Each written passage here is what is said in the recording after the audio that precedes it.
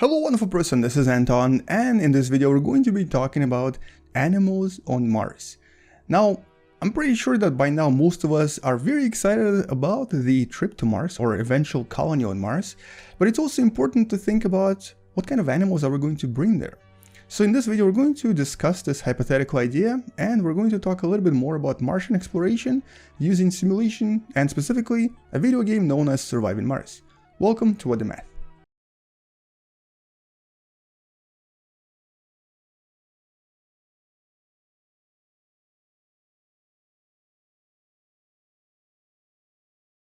And I wanted to start right here. This is NASA's website. When a few months ago they announced that we're going back to the moon, they also released these beautiful posters that are very stylish, very good looking, but one of them has something really unusual. This poster right here that they refer to as Dune Scouts. Now you'll notice that there's a dog there with a tiny dog spacesuit. Super cute, super awesome, but here's the thing though. It probably wouldn't work very well for dogs. You probably are aware that dogs mostly use their noses. For a dog to be stuck in a spacesuit smelling the same thing over and over would be really disturbing, unbearable in a sense, and they would not even be able to recognize you because there is no actual olfactory or smell communication between the dog spacesuit and your spacesuit. So even if you were to talk to them with your voice, it would most likely not recognize you. So let's start with that. It's very likely that dogs are probably not coming to Mars with us, at least for the first few years. Cats as well. Mostly because, as you probably know from most of the cat videos, it's not going to end well for humanity. Cats will probably destroy something. Which kind of brings me to my beautiful colony in Surviving Mars, with the DLC that Surviving Mars released a few months ago, I believe, called Laika. Laika is of course the first ever dog in space, and I guess one of the first casualties in space as well, because when this dog was sent to space, it was never meant to return. After about 5 days, it was basically dead. It died from overheating in the cabin, and the actual scientists never expected it to come back alive. Definitely a sad story, but I've actually covered the story a few years ago on this channel. You can check it out in one of the older videos right there. So anyway, so here is my colony, and here's actually something that you might not expect to see on Mars yet, but it's basically an ostrich farm. And so this new addition to Surviving Mars adds various farm animals, various pets, and a lot of ideas that I wanted to explore specifically. So okay, which animals would come with us to Mars? Which animals would we be using for farming and also for helping us survive here?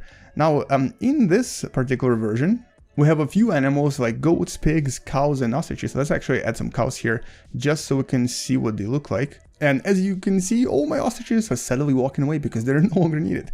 And all the cows are going to come out right now. So it's very likely that it's not going to be cows, ostriches, goats, or pigs actually. But if not these animals, then what? Well, one of the reasons why cows and goats and pigs cannot come yet is because they're actually kind of high maintenance and for the most part are not as efficient at producing materials we need.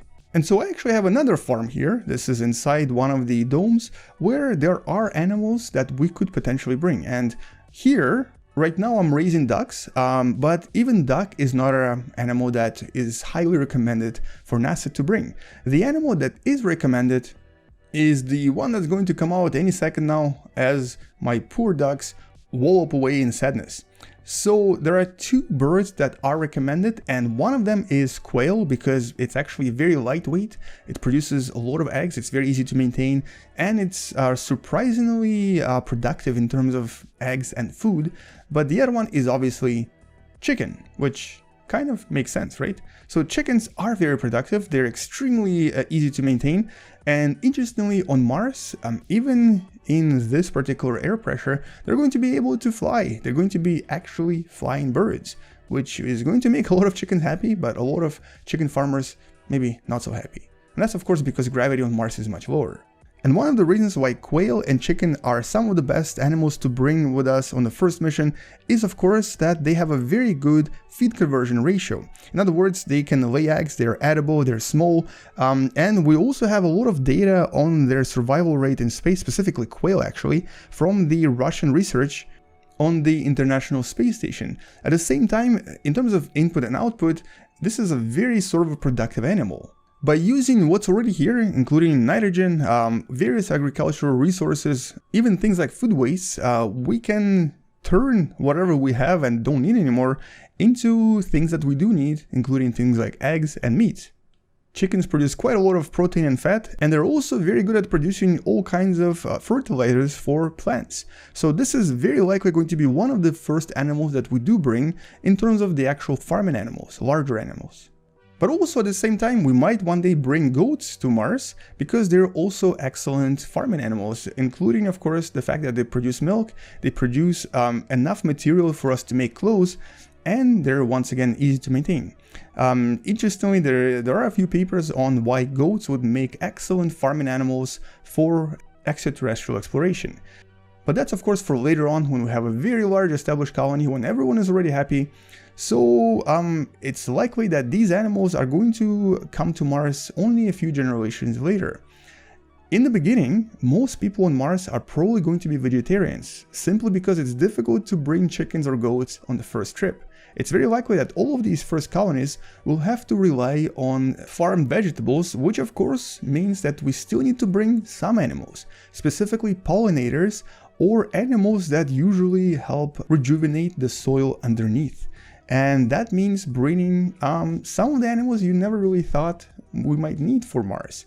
Specifically here, we're talking about things like worms, which are relatively tiny. They barely weigh anything, so they have a very low mass requirement. But most importantly, they're really important decomposers and also have several important outputs that are produced by them by being inside the actual compost right here on Mars. This is of course after we develop this kind of a technique already. It's very likely that the first colonists will only use hydroponics, which grow plants without the use of soil. But once the soil is used, worms will be very, very important. We will also need things like butterflies, which is maybe not as good as so-called non-hiving bees or solitary bees that usually live by themselves, completely alone, and they actually pollinate flowers even better than hiving bees. So solitary bees are going to be very important in trying to pollinate various plants and various crops that we bring to Mars. And what's more is that both bee larvae and worm eggs are relatively easy to transport, so we could technically just kind of freeze them and defreeze them when we get to Mars. In terms of the actual mass requirement and of course transportation needs, this is one of the easiest animals to bring with us to Mars. It also is quite possible that we'll probably bring quite a lot of fruit flies with us, and this is mostly for research purposes, and because fruit flies are really easy to maintain, very easy to raise, take care of, or get rid of, and they will be very important for us to do research on things like living on other planets, and of course all kinds of radiation related research on how animals survive in this type of environment. So this is very likely going to be the animal we're going to be doing a lot of research on when we go to Mars. At the same time, we might also bring some mice and rats, because as you probably know, most of the research today is done on rats. Their genes are relatively similar to us, so whatever applies to them usually applies to human beings as well. However, at the same time, NASA suggested that this animal can also serve as a source of meat. So there is something to think about if you want to go to Mars. You might have to eat some rats. And once we start getting large enough deposits of water, we'll most likely also start breeding fish. And one species of fish specifically is well known in what's known as aquaponics, or technically fish farms. This is tilapia, and this is one of the most farmed fish out there. Very easy to maintain, very nutritious, and exceptionally easy to raise as well. And most importantly, their eggs are also very easy to transfer, so we could technically take thousands and thousands of eggs with us, put them in various bodies of water on Mars, and be able to raise fish relatively easy as long as we provide enough food for them. Interestingly to note here, however, is that Japanese researchers have been working on what happens to fish in space. And they used a Japanese fish known as medaka for their research, mostly because it's actually really easy to raise as well, and they're transparent so you can see what's inside of them. And unfortunately for the fish, they seem to develop same symptoms of low density, low bone density, and other problems that humans have, but much faster. So to transport the fish to Mars, we're probably going to have to bring eggs only and not the actual live specimen. So this is definitely something we're going to have to work out before we get to Mars, when we have a well-established body of water where we can even raise fish. And lastly, we have another type of animal that is definitely going to follow us to Mars, even if we don't want it to. And this is kind of a stowaway in a sense on the human body. You may not want to know this, but right now both you and I have quite a lot of animals living on us, including things like these weird looking and somewhat creepy looking spider-like creatures known as eyelash mites that sort of live inside your eyelashes. I don't know why I mentioned this, you're probably gonna be freaked out now. Also, there's a lot of other stuff on your body, including all sorts of other mites and all sorts of worms as well. Not really parasitic worms, worms that kind of live there and help you maintain a relatively healthy body actually. So they do help us quite a lot. So these things will definitely come with us, they'll definitely stay on Mars as well, and it's very likely that a lot of other things will follow without us even knowing. And so in a sense, I think that kind of covers most of the animals we're most likely going to bring to Mars, and these animals are going to be very important for us to maintain both agriculture and farming here as well, for a stable colony where people can live and survive. And although it's quite likely that there might be other farm animals we'll bring here one day, it still is more likely that we're going to be raising goats, chickens, quail, and fish when we start surviving on Mars. Anyway, on that note, that's all I wanted to show you in this video. I wanted to explore the idea of first animal on Mars, except for, of course, humans, and just give you an idea of what we might have to go through in order for us to establish this permanent, beautiful colony that you see that I created here.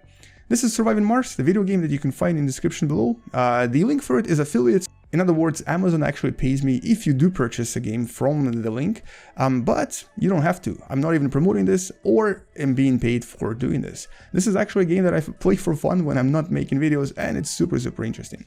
On that note, thank you so much for watching. I'll see you guys tomorrow. Come back tomorrow to learn something else. In one of the future videos, we'll explore some other ideas of Martian colonies and how we could be surviving on Mars one day. But for now, that's it. Thank you for watching. I'll see you tomorrow. Space out, and as always, bye bye.